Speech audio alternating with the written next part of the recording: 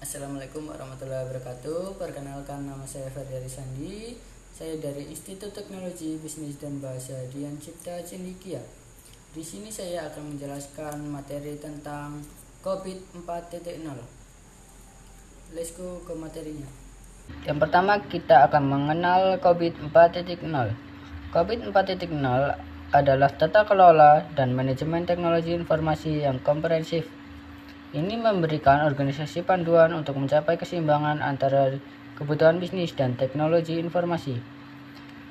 COVID, singkatan dari Control Objective for Information and Relation Technologies, adalah kerangka kerja yang disusun oleh ISACA untuk tata kelola dan manajemen TI. COVID membantu organisasi untuk mencapai tujuan strategis mereka dengan cara menyediakan model yang mengintegrasikan praktik terbaik tata kelola dan manajemen TI. COVID 4.0 yang dirilis pada tahun 2005 adalah salah satu versi awal dari kerangka kerja ini. Selanjutnya ada prinsip-prinsip COVID 4.0. Yang pertama, pemenuhan kebutuhan stakeholder. Menyediakan informasi yang dibutuhkan untuk mendukung keputusan bisnis. Memastikan bahwa TI memberikan nilai bisnis. Yang kedua, mencakup end-to-end. COVID 4.0 mencakup seluruh proses bisnis dari ujung ke ujung, tidak hanya TI. Integrasi dengan proses bisnis memastikan bahwa TI mendukung seluruh organisasi. Ketiga, ada pendekatan berbasis proses, berfokus pada proses TI yang harus dikelola untuk memastikan keberhasilan dan pengelolaan risiko. Yang keempat, ada pendukung prinsip dan kebijakan, menyediakan panduan dalam bentuk prinsip kebijakan yang harus diadopsi oleh organisasi untuk mencapai tata kelola TI yang efektif. Selanjutnya ada struktur COVID 4.0. Yang pertama, kerangka kerja. COVID 4.0 terdiri dari domain, proses, dan model kematangan. Yang kedua, ada tujuan pengendalian, mengidentifikasi tujuan pengendalian yang harus dicapai dalam setiap proses TI. Yang ketiga, ada praktik teknik, mengadopsi praktik terbaik untuk mencapai tujuan pengendalian yang efektif.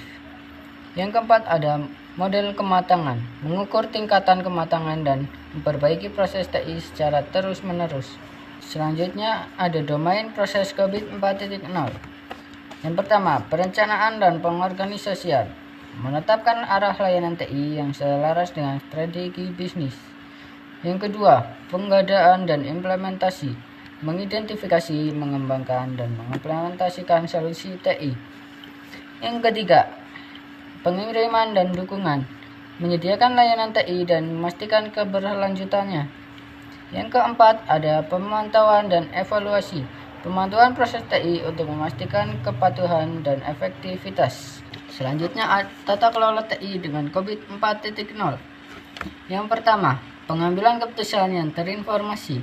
COVID 4.0 menyediakan kerangka kerja untuk pengambilan keputusan TI yang terinformasi. Yang kedua, ada tanggung jawab yang jelas. COVID 4.0 menetapkan peran dan tanggung jawab yang jelas untuk pengelolaan TI. Yang ketiga, ada pengukuran kinerja. COVID 4.0 menyediakan metrik untuk mengukur efektivitas pengelolaan TI. Yang keempat, ada peningkatan berkelanjutan. COVID 4.0 mendorong peringkat berkelanjutan dalam pengelolaan TI.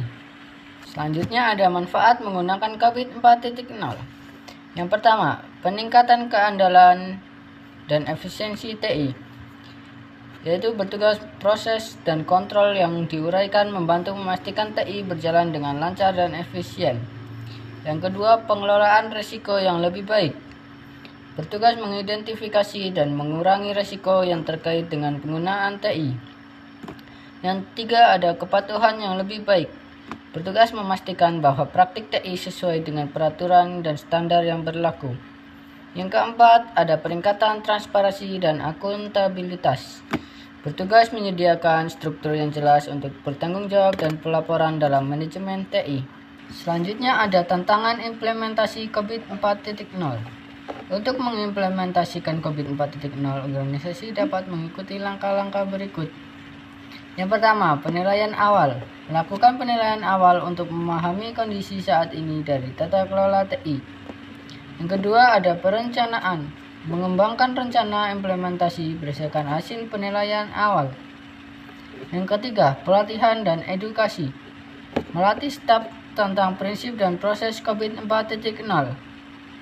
Yang keempat, implementasi, penerapan proses dan kontrol yang diperlukan.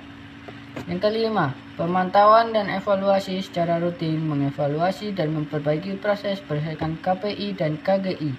Selanjutnya ada visi misi COVID 4.0. Yang pertama, visi, menjadi kerangka kerja tata kelola dan manajemen TI yang paling diterima di dunia. Yang kedua ada misi, memungkinkan pencapaian tujuan bisnis melalui pemanfaatan TI yang optimal dengan pengelola resiko dan memastikan kepatuhan. Sekian penjelasan materi dari saya, semoga bermanfaat. Jangan lupa like, comment, and subscribe. See you next video.